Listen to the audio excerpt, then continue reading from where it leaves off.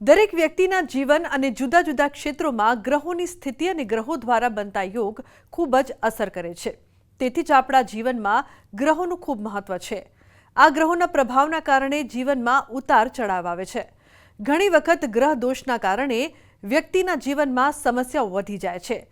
પરંતુ શું તમે જાણો છો કે કેટલાક ખાસ પાલતુ પ્રાણીઓ તમને આ ગ્રહ દોષોને દૂર કરવામાં મદદ કરી શકે છે? ચાલો જાણીએ તેના વિશે. આપણા જીવનમાં ગ્રહોનું ઘણું મહત્વ છે અને આ ગ્રહોના પ્રભાવના કારણે જીવનમાં ઉતાર ચઢાવ આવે છે. ઘણી વખત ગ્રહ દોષના કારણે વ્યક્તિના જીવનમાં સમસ્યાઓ વધી જાય છે. પરંતુ શું તમે જાણો છો કે કેટલાક ખાસ પાલતુ પ્રાણીઓ પાળવાથી આ ગ્રહ દોષોને દૂર કરી શકાય છે? તો ચાલો જાણીએ કે કયા પાલતુ પ્રાણીઓ કયા ગ્રહો સાથે સંબંધિત છે અને તેને પાળવાથી જીવનમાં કયા ફાયદા મળી શકે છે. ગાય અને ચંદ્ર.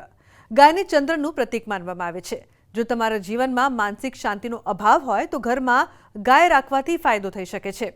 ગાયની સંભાળ રાખવાથી ચંદ્રના દોષ દૂર થાય છે અને ઘરમાં સકારાત્મક ઉર્જાનો પ્રવાહ વહે છે. માનસિક તણાવ ઓછો થાય છે અને શાંતિ મળી શકે છે. બિલાડી અને રાહુ કેતુ. બિલાડીને રાહુ અને કેતુના પ્રતીક તરીકે જોવામાં આવે છે. જો રાહુ કેતુના કારણે તમારી જીવનમાં સમસ્યાઓ આવી રહી હોય તો બિલાડી પાળવી ફાયદાકારક બની શકે છે. બિલાડી રાખવાથી આ ગ્રહોની અસર સામાન્ય થાય છે અને જીવનમાં સંતુલન આવે છે. શ્વાન અને મંગળ.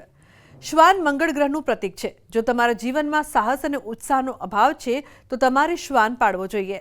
શ્વાનની સાર સંભાળ રાખવાથી મંગળના દોષો દૂર થાય છે અને સાહસ, આત્મવિશ્વાસ અને સમર્થનની ભાવના વધે છે.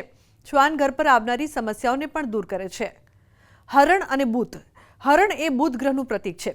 જો તમે તમારી બુદ્ધિ અને વિચારોમાં સમૃદ્ધિ ઈચ્છતા હો તો હરણ પાળવાથી બુધ ગ્રહના દોષ ઓછા થાય છે.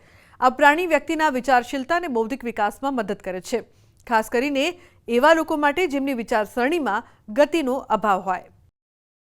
84 લાખ યોનિઓમાં જ્યારે મનુષ્ય પ્રાણીઓની સેવા કરે છે એનાથી પણ મનુષ્યને વિશેષ કરીને ફાયદો થાય છે. સર્વપ્રથમ ગાય માતાની સેવા થકી તમારું મન શાંત થાય છે અને તમને બધી જ સુખ સુવિધાઓ પ્રાપ્ત થાય છે. આગળ વાત કરીએ તો શ્વાનની સેવા, કૂતરાની સેવા, તો શનિ અને રાહુ મહારાજની વિશેષ કૃપા પ્રાપ્ત થાય છે. એમાં પણ કાળા કલરનો ડોગ હોય તો તમારા ઉપર વિશેષ કરીને રાહુની કૃપા બની રહે છે. બિલાડીને દૂધ પીવડાવવાથી, બિલાડીની સેવા કરવાથી તમારો બુધ ગ્રહ પાવરફુલ થાય છે. વાણી ક્યાંક ને ક્યાંક આપણી શ્રેષ્ઠ બને છે.